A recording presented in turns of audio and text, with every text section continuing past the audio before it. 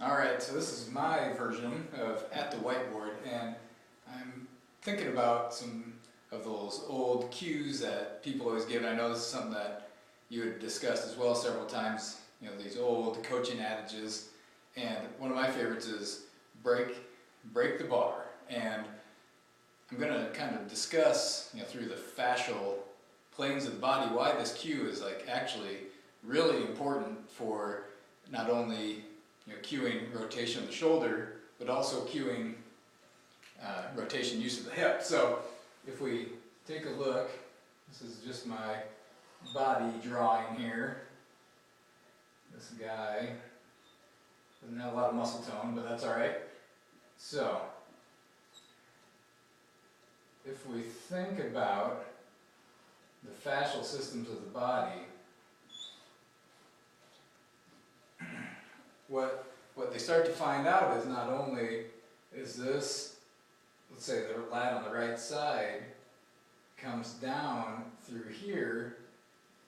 and also is attached to the thoracolumbar fascia and into the pelvis, and is actually cues and is really related to the fascia on the hip on the opposite side, and beyond that it shares the same fascial plane with that tensor fascial lat on that side, down through the peroneal muscles, under the foot to the big toe on the opposite side. So when you consider that old cue of getting tight in that rotation, breaking the bar, contracting the lat on that side, whether it be setting up for the deadlift, squat, pulling down on that bar like you're trying to break it over your back, bench press, what you're also doing is sending a very powerful cue to pull open the hip on the opposite side and create tight external rotation,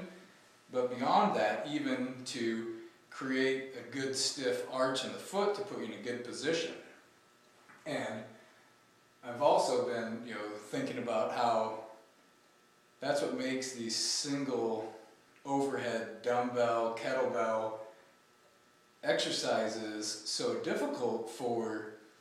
a lot of these athletes. It makes, when you don't have that connection of the bar to create that force against, it makes it very difficult to spontaneously cue that position and open up the entire hip to help receive things overhead. And that's where I believe, when you see a lot of people over and over, they end up in that position here. It makes it very difficult for the body to create tension even at the hip to help stabilize that position. So as far as some of the cues, those old cues go in weightlifting and powerlifting, I feel like this is almost one of the most important cues you can tell a person. And I'm kind of that guy that if you were telling him these cues, I would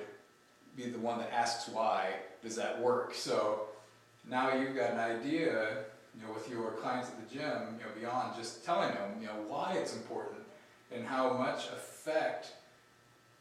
the shoulder has along that opposite side hip, to even go as far as cueing your body to create a stable arch on the opposite side. It seems weird that all these things can be connected, but it makes a big difference, and that's part of why that's such a big cue for me when I'm telling, when I see athletes in here that use the weight room at our school. That's one of my big cues for them to help stabilize the body and set up well in those positions. So there you go, something to think about.